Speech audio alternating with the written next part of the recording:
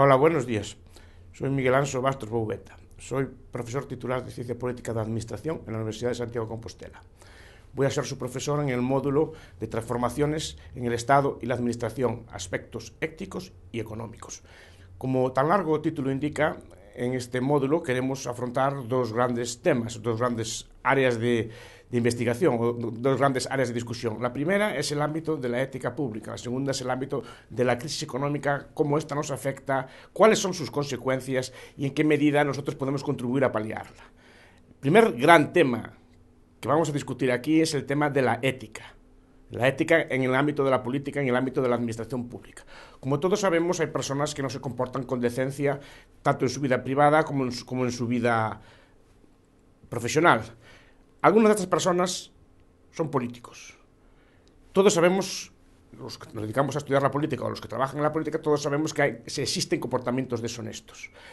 Queremos en este módulo explicar por qué se producen, a qué se deben y en qué medida una mala ética o una mejora de los valores del acceso a la función pública o algún proceso de selección distinto de la clase política o de los profesionales de la política podría contribuir a mejorar estos estándares de ética. Pero aquí queremos abordar otros tres aspectos más que normalmente no se abordan al abordar la ética. Normalmente se centra siempre, pues esto, los políticos, o parte de los políticos, o buena parte de ellos, o una parte pequeña de ellos, se comporta de forma deshonesta, etc., y se ve como un problema exclusivo de ellos. Pero yo quisiera aquí afrontar tres temas más. Uno, ¿en qué medida la ética social influye o condiciona la ética de lo político? Es decir, no solo el problema de la ética, el problema de la deshonestidad, el problema de la corrupción no es un problema que se circunscriba únicamente a los políticos o a la clase política, sino también se da en muchos otros aspectos de la sociedad. ¿En qué medida esos aspectos de la sociedad, en qué medida la ética social general, la ética que se da en el mundo de los negocios, en el mundo de la familia, en el mundo de las amistades, en la vida cotidiana, influye en última instancia en la ética política? Y es un aspecto que muchas veces no se aborda suficientemente. Yo creo que en cierta medida se podría discutir la relación entre una ética y otra ética, porque los políticos normalmente no están extraídos de algún sitio extraño. Los políticos forman parte general de la vida social de un país y están influidos en medida por esa ética. Pero después quería abordar dos temas más, que tampoco normalmente se abordan en este tipo de debates. Uno, el tema de en qué medida son las políticas que nosotros causamos, o las políticas que nosotros implementamos, o las políticas que nosotros originamos, las responsables de un exceso de corrupción. Es decir, ¿en qué medida un exceso de intervencionismo o en qué medida una política inadecuada puede generar algún tipo de mecanismo de reacción por parte de la sociedad para afrontar este tipo de inadecuaciones o este tipo de problemas que causa la acción política? O sea, hay políticas, desde luego, que generan corrupción. Es decir, una política urbanística, por ejemplo, esto puede ser discutido, una política urbanística excesivamente rígida podría derivar, por ejemplo, en mecanismos por parte de la sociedad para burlar ese excesivo de rigidez. Entonces, parte puede ser culpa de la sociedad, parte puede ser culpa de los políticos, parte puede ser culpa de nuestras políticas. Por último, hay un aspecto que me gustaría enfatizar. Es un aspecto que no está muy estudiado normalmente en los tratados de ética ni en los tratados de teoría política, pero es en qué medida la lógica de funcionamiento de la política o la lógica de funcionamiento de los partidos políticos incide en los temas éticos. O sea, en qué medida las corrupciones, el clientelismo o otras prácticas que a priori pueden parecer deshonestas no son en última parte o están influidas en última parte por la lógica de funcionamiento de los partidos políticos o la lógica de funcionamiento de la propia política. Quiere decir, ¿en qué medida es justo, es injusto premiar a las personas que nos han apoyado políticamente, pues dando la cara por nosotros, ayudándonos, apoyándonos, ayudándonos a ganar elecciones, premiarlas con algún tipo de incentivo selectivo, que puede ser honesto o deshonesto? ¿Es justo o no? Es decir, ¿en qué medida tenemos que primar criterios de objetividad a la hora de seleccionar determinado personal frente a criterios, por ejemplo, de lealtad política? Es decir, ¿podría funcionar una organización política si no hubiera algún tipo de incentivo, o si se quiere decir así, algún tipo de desigualdad, algún tipo de premio hacia aquellos que nos apoyaron? ¿Podría existir algún tipo de organización? ¿Podría existir algún tipo de partido político o máquina política organizada que funcionase sin algún tipo de esos incentivos? Esto es un debate que creo que es necesario abordar y abrir. y ver en qué medida la lógica del partido influye en los comportamientos éticos o no.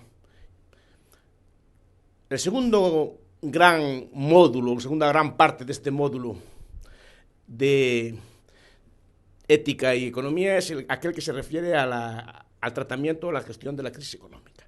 En este módulo lo que vamos a intentar, en primer lugar, abordar en qué consiste una crisis económica. Y una crisis económica es básicamente una destrucción masiva de capital en el marco de una sociedad. Esto, dicho de otra forma, quiere decir que una sociedad ha destruido parte de su estructura productiva o ha mal invertido parte de su capital y ahora esa sociedad se revela como más pobre. Es decir, si antes producíamos 100, ahora pasamos a producir 80.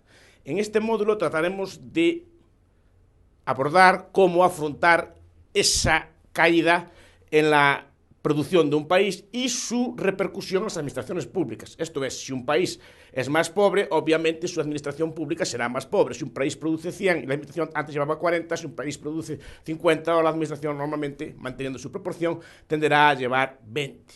El gran debate aquí es, en primer lugar, cómo se realiza el ajuste, cómo se reparte el necesario ajuste. Obviamente, si la administración es más pobre, si el país es más pobre, es necesario que haya algún tipo de ajuste o que se reparta esa pobreza de una forma u otra. Y ahí el gran debate político, cómo debe ser repartido. En segundo lugar, tenemos que afrontar las distintas estrategias que hay para salir de la crisis, los distintos visiones teóricas que hay para salir de la crisis. Y creo que es necesario un debate en profundidad, que muchas veces no se realiza en ambientes políticos. El ambiente político normalmente es un ambiente de partido, que normalmente los políticos tienen que más o menos expresar cierta lealtad hacia las opiniones de sus líderes. Por eso en este tipo de módulos es conveniente discutir, más o menos académicamente, discutir entre nosotros cuáles son las distintas experiencias que se han llevado en varios países para salir de la crisis, cuál puede ser la más adecuada. Hay dos grandes tipos de explicaciones, o dos grandes tipos de teorías de cómo salir de una crisis. Una es la que enfatiza en la austeridad, en el recorte del gasto y en la recapitalización de la sociedad, y otra en la necesidad de estimular, digamos, los capitales no ociosos o los ahorros no invertidos, poniéndolos a circular de tal forma que la economía, el crédito vuelva a fluir y vuelva a funcionar la economía. Estos son los dos grandes teóricos, el de la austeridad frente al estímulo, y vamos a discutirlo. Cada uno aportará su propia postura y queremos hacerlo un ambiente, digamos, de discusión teórica.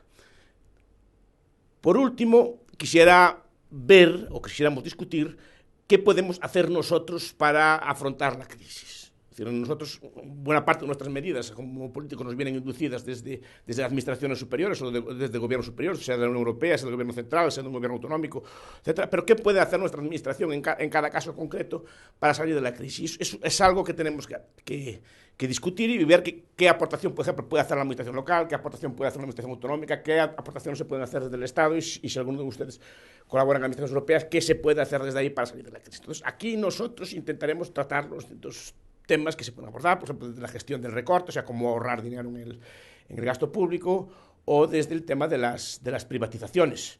Y tocaremos un poco también el tema de la gestión de la deuda pública y debatiremos sobre las bondades o las maldades de la deuda pública, en qué medida pueden dañar o en qué medida pueden mejorar o contribuir a un país a que salga de su postración. Pues aquí me despido y espero que este módulo que les he introducido sea de su interés. Muchas gracias.